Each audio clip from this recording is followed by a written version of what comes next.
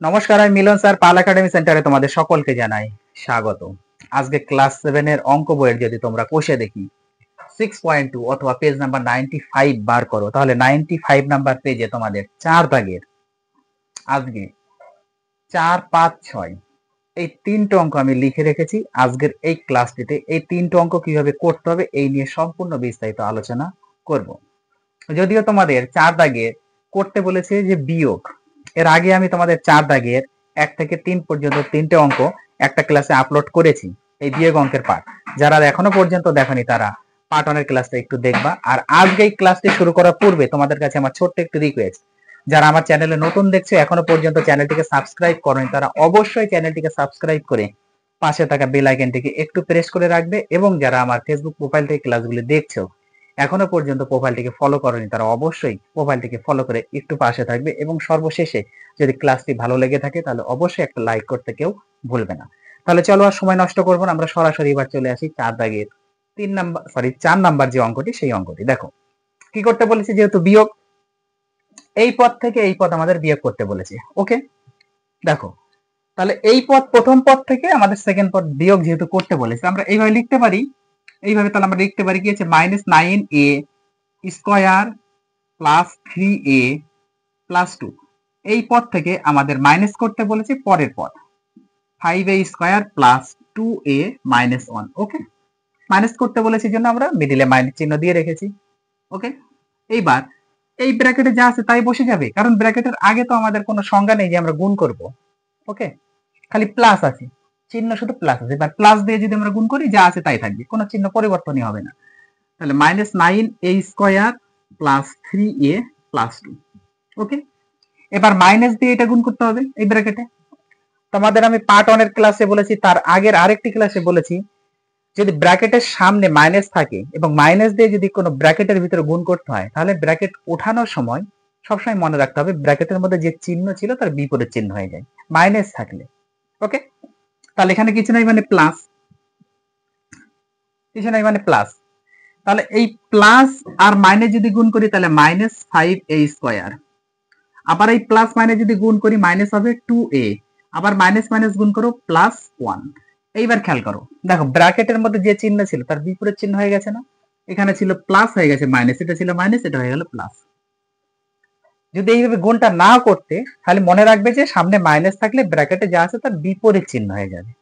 ওকে, আর basic জানতে হলে তোমাদের এইভাবে করতে হবে, তবে এইভাবে করলে ভুল হবে না, অনেক সময় ভুল হয়ে যেতে পারে তোমাদের কাছে, তো তোমরা একটু দয়া করে বেসিক গুলো জানার চেষ্টা করবা। ওকে, এইবার দেখো আমাদের কি এই স্কয়ার গুলো সেপারেট করতে হবে, আলাদা করতে হবে।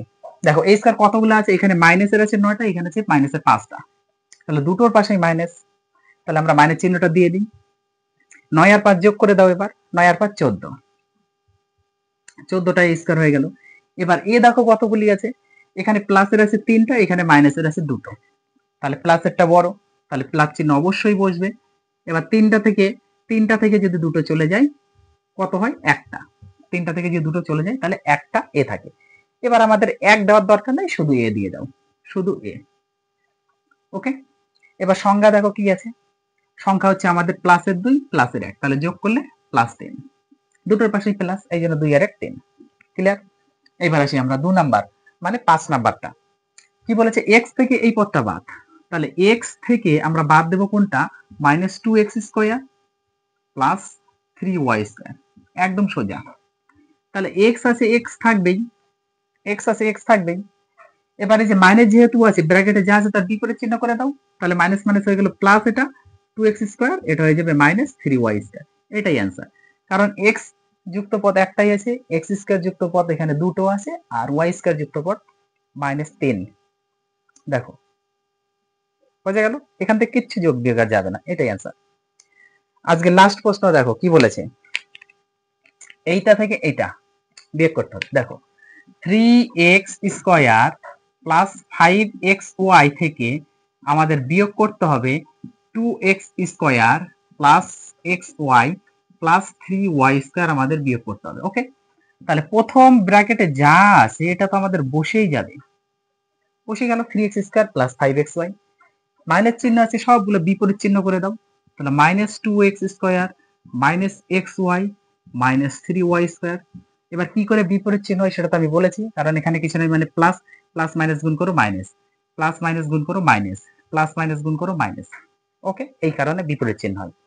এবার আমাদের এক্স স্কয়ার যুক্ত পদ কতগুলি আছে দেখো, এক্স স্কয়ার যুক্ত পদ এখানে আছে 3টে, প্লাসের কিছু নেই মানে প্লাস, প্লাসের 3টে, এখানে আছে মাইনাসের 2টো, তাহলে প্লাসের সংখ্যাটা হচ্ছে বড়, তাহলে এখানে প্লাস থাকবে, 3টে থেকে 2টো চলে গেলে শুধু একটা থাকে, এক্স স্কয়ার, সংখ্যায় এক দেওয়ার আমাদের দরকার নেই, শুধু এক্স স্কয়ার। এবার কি আছে, এক্স ওয়াই দেখো কতগুলি আছে, প্লাসের আছে 5টা আর মাইনাসের আছে একটা, তাহলে প্লাসের সংখ্যাটা বড়, তাহলে প্লাসটা দিয়ে দিই। এবার 5টা থেকে একটা চলে গেলে 4টা। এবার ওয়াই স্কয়ার কটা আছে, 3টা আছে ওয়াই স্কয়ার, তাহলে মাইনাস 3টা ওয়াই স্কয়ারই বসবে, এটাই হচ্ছে আমাদের অ্যান্সার। তাহলে এই ছিল হচ্ছে তোমাদের পেজ নাম্বার 95 এর 4 দাগের 4, 5, 6 এই 3টে অঙ্ক। যদি ক্লাসটি ভালো লেগে থাকে একটা লাইক কিন্তু অবশ্যই তোমরা করে যাবে, তোমাদের সমস্যা হলে আমাকে একটু সমস্যাগুলো কমেন্ট বক্সে তুলে ধরবে। ওকে, তাহলে আমি আজকের মতো এখানে শেষ করছি, তোমরা ক্লাসটা একটু ক্লিয়ার করো, আবার দেখতে পাবে আমাকে পরবর্তী পার্ট।